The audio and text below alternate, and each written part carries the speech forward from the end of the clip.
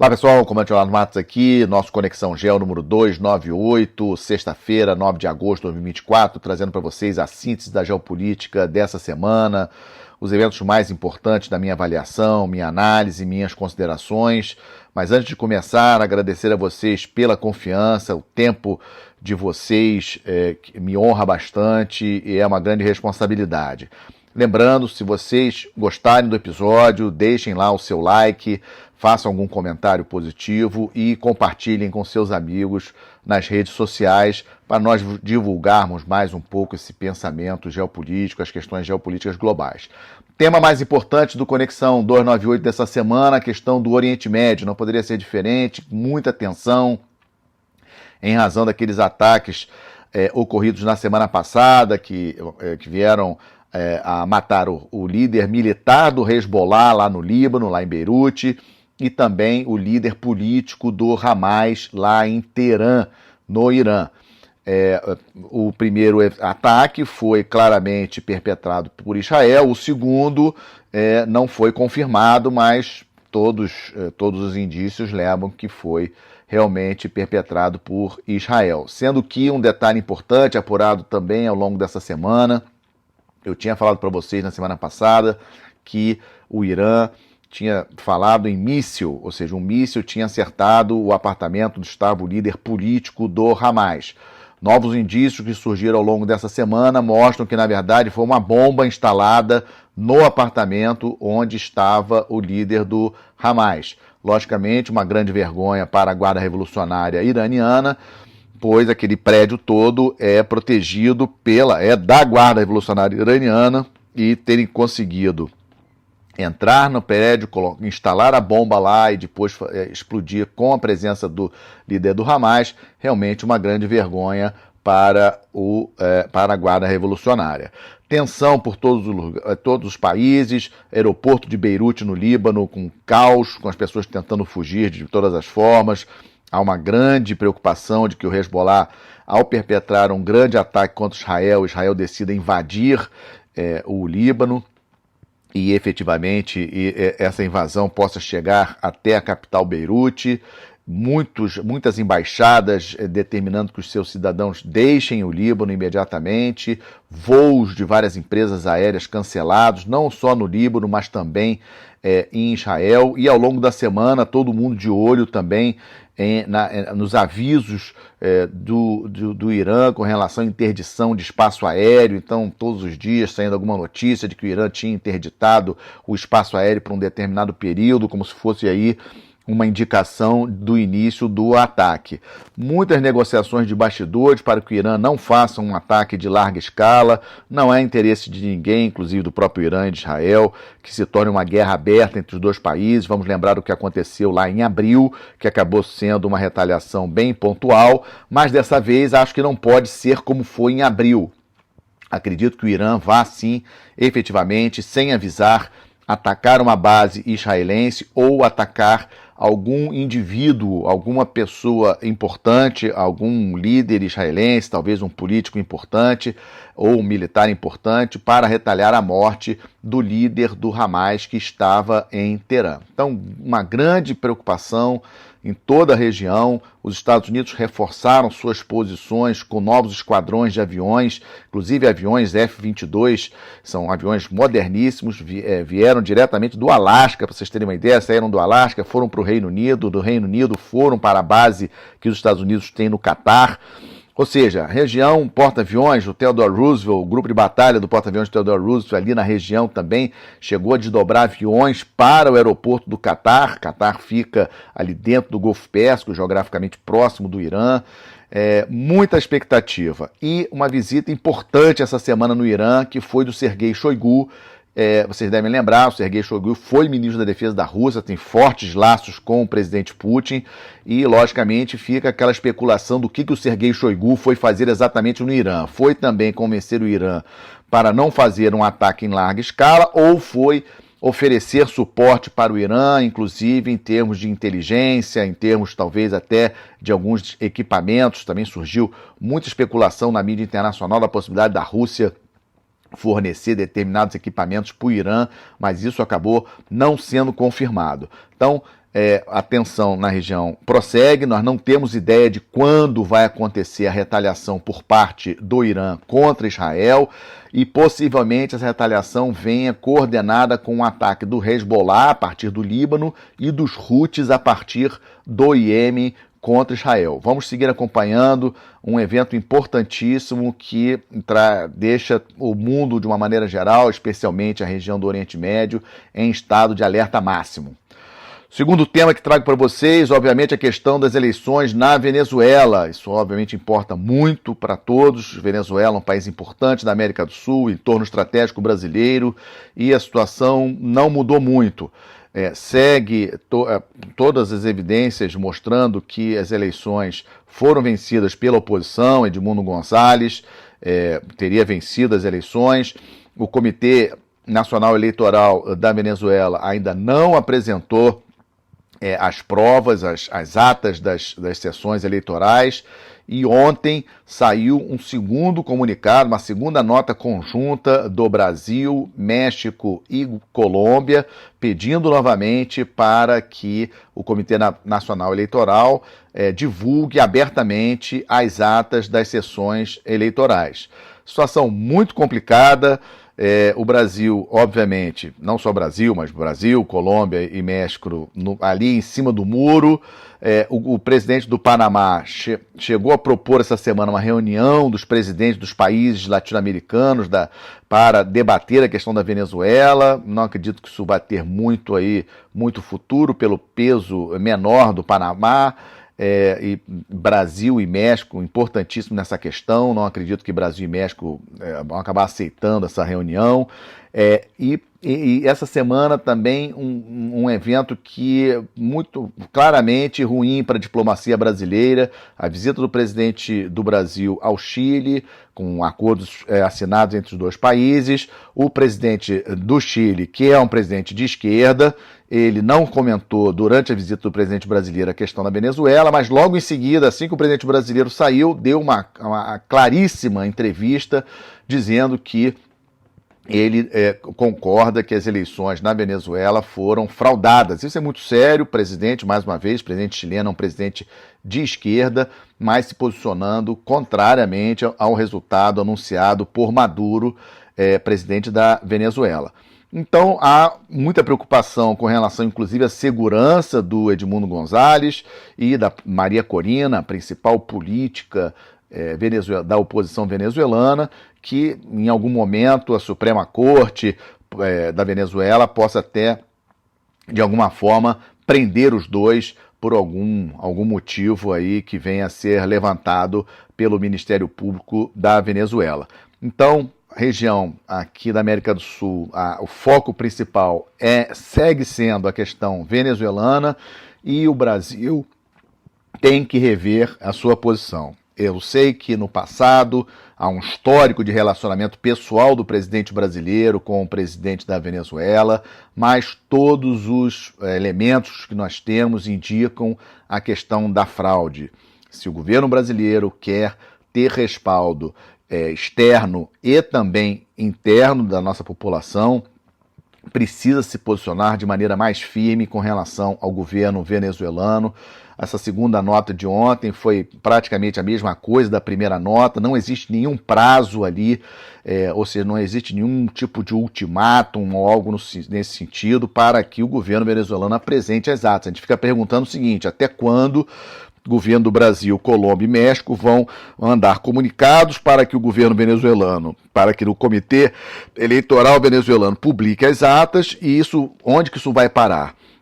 O Brasil não pode ficar do lado errado da história. Claramente, as eleições venezuelanas foram vencidas pela oposição. Somente Bolívia, Cuba, Nicarágua, aqui na nossa região, reconheceram a vitória do Maduro. Aliás, falando em Nicarágua, para aproveitar esse tema, é importante também comentarmos o imbróglio essa semana entre Brasil e Nicarágua, que o embaixador brasileiro foi expulso do país, convidado a se retirar do país, deixou Manágua, capital da Nicarágua, ontem, e ontem o governo brasileiro expulsou a embaixadora da Nicarágua no Brasil. Motivo? Acho que o que saiu aí divulgado é que o Brasil estava tentando convencer o governo da Nicarágua a libertar um bispo da Igreja Católica que está preso na Nicarágua, acusado de questões aí, posicionamentos políticos contra o governo nicaragüense. E a pedido, o Papa Francisco teria pedido ao presidente brasileiro que intercedesse para a libertação desse bispo lá na Nicarágua.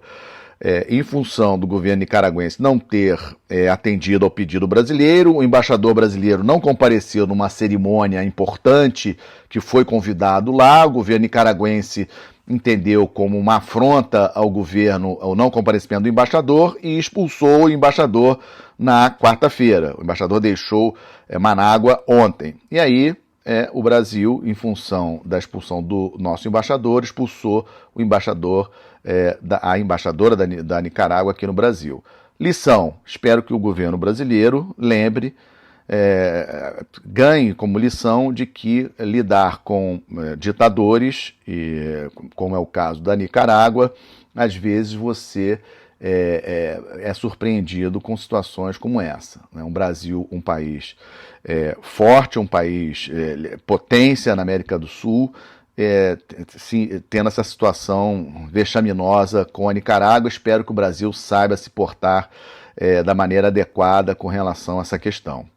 E aí vamos para o Estamos de Olho. Estamos de olho na guerra da Ucrânia.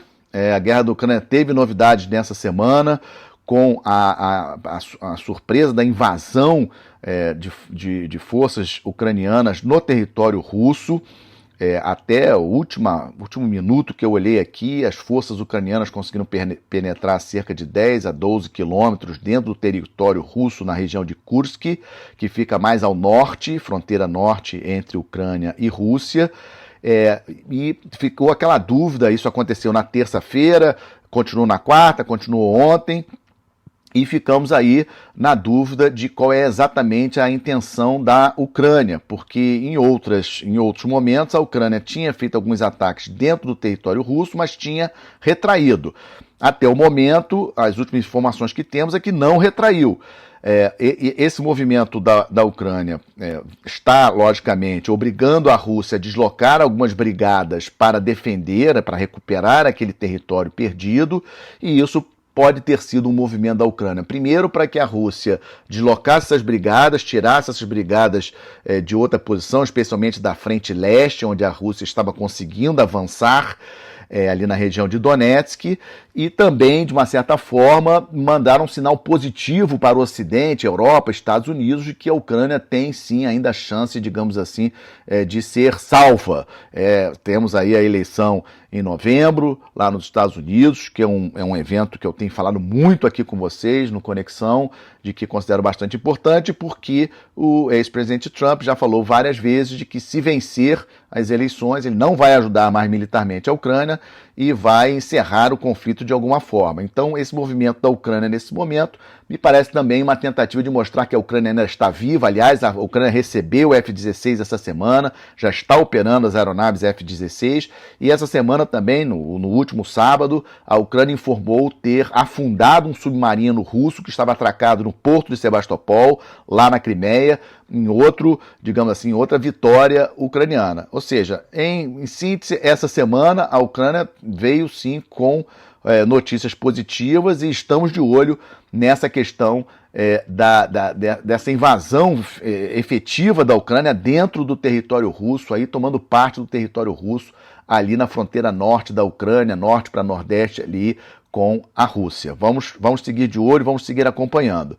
Outra situação que estamos acompanhando, a crise em Bangladesh, crise que se estendeu por várias semanas, e no final de semana passado, no domingo, a crise realmente explodiu. Problema com relação ao sistema de cotas de empregos governamentais lá em Bangladesh, levou milhares de jovens novamente às ruas. Pra vocês terem uma ideia, nas últimas semanas, o total de mais de 400 mortos em Bangladesh pela violência do confronto entre jovens manifestantes e as forças de Bangladesh, as Forças Armadas. O problema é que de domingo para segunda a questão chegou no seu máximo, porque as Forças Armadas resolveram não mais reprimir a revolta de maneira violenta, e a primeira-ministra de Bangladesh acabou na segunda-feira fugindo para a Índia e renunciando.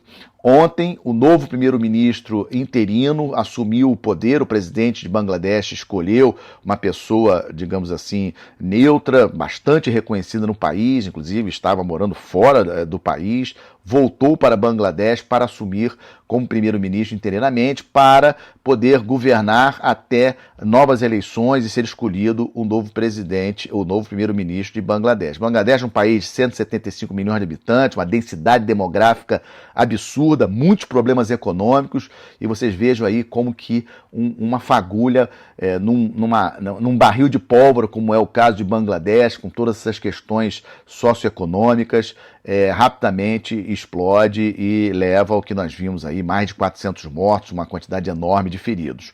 Outro país que nós estamos de olho, muito preocupado, Nigéria. Nigéria é a maior população da África, está passando por uma situação econômica muito difícil, muito complicada, inflação alta, protestos em várias cidades do país.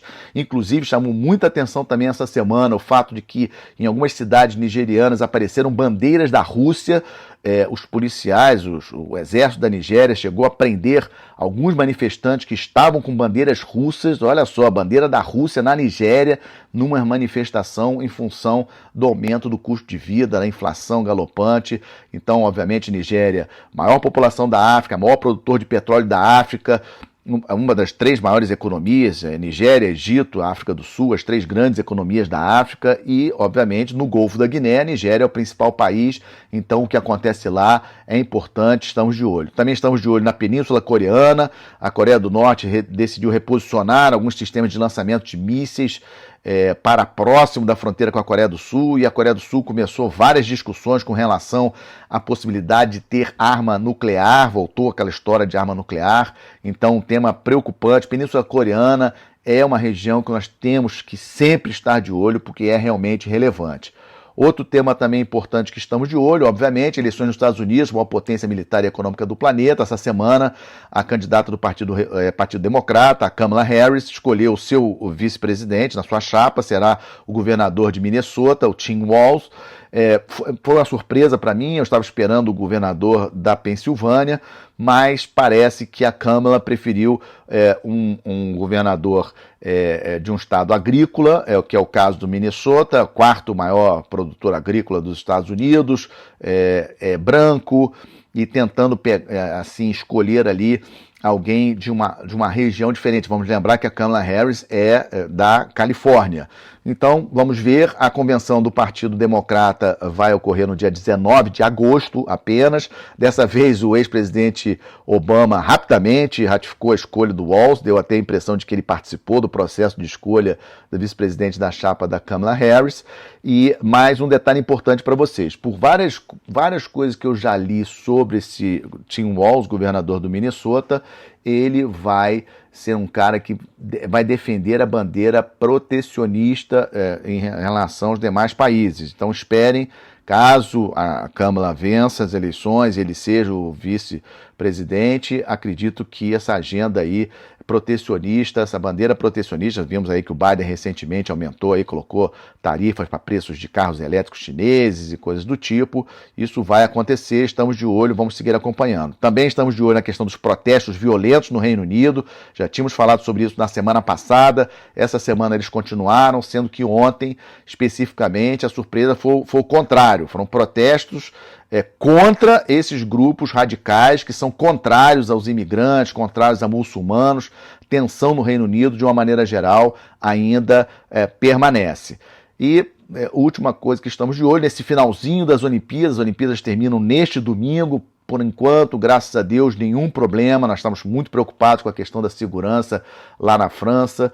Tivemos aí antes de ontem, na quarta-feira, tivemos a informação de que shows foram cancelados na Áustria, shows de música foram cancelados na Áustria em função de ameaça também de ataque terrorista. Então estamos de olho, se Deus quiser não vai acontecer nada neste final de semana e as Olimpíadas encerrarão no próximo domingo. E a boa notícia para terminar, um dispositivo emissor de fótons foi desenvolvido pelo Instituto Militar de Engenharia, junto com a Universidade Federal de São Carlos e o Centro Nacional de Pesquisa em Energia e Materiais, desenvolvido foi com base num trabalho de um capitão do Exército Brasileiro, Adriel Saber. Fiquei muito feliz com essa notícia. Esse emissor de fótons são fundamentais para a comunicação quântica. Computação quântica é um dos itens aí mais modernos e importantes. Nós estamos falando aí de conhecimento, nós estamos falando aí de base industrial de defesa. O Brasil não pode ser apenas um exportador de commodities. Nós temos que exportar também conhecimento, produtos com valores agregados, e esse emissor de fótons me pareceu já um avanço bastante importante do nosso Instituto Militar de Engenharia. Tomara que dê certo. E outro assunto importante, outra boa notícia, o lançamento hoje da fragata Tamandaré, primeira fragata da classe de fragatas Tamandaré, lá em Itajaí, Santa Catarina. São 4 fragatas construídas no Brasil, importantíssimas para substituir as antigas fragatas da classe Niterói, que já serve a Marinha do Brasil há mais de 40 anos. Diria para vocês que 4 fragatas é pouco, precisamos de pelo menos 8 fragatas, nossa Amazônia Azul, 5,7 milhões de quilômetros quadrados, nós precisamos de mais navios para defender a nossa soberania nesse espaço marítimo tão importante, tão cheio de riquezas, petróleo, gás, pesca, terras raras, minerais nos fundos marinhos, ou seja, tem muita coisa para nós protegermos na nossa Amazônia Azul.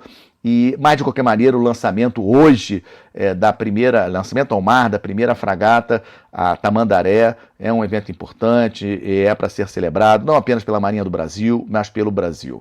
Muito obrigado a todos, um excelente final de semana, até a próxima sexta-feira.